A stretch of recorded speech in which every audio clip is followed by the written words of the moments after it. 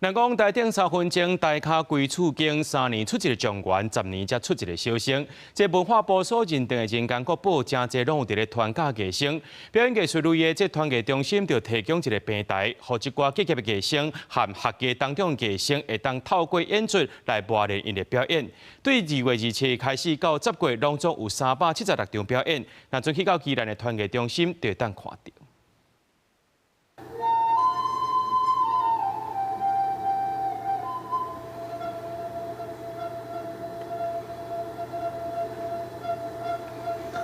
伫台顶彩排是排湾族的偏地表演，对2月27日开始，一直到10月份，伫传统艺术中心总共有376场接办零好戏台的表演，包含布袋戏、北管、含原住民表演等等。头一场由排湾族拍头阵，表演者讲，希望会当透过表演来传承文化，让更较侪人熟悉。排湾族的这个传统的双管口鼻笛，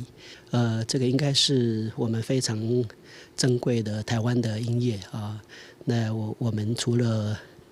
带着这种欢欣的这个心情来这里做演出之外，更重要的是，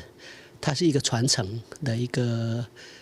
长远的计划啊。对我们台湾人来讲，这个接办零好戏台的计划，今年办第10年啊。初心是希望让艺生结婚了后，会当用表演来代替训练，累积经验，让艺生有一个发挥的市场和舞台，嘛将传统艺术流传落去。这个活水它都一直不断的在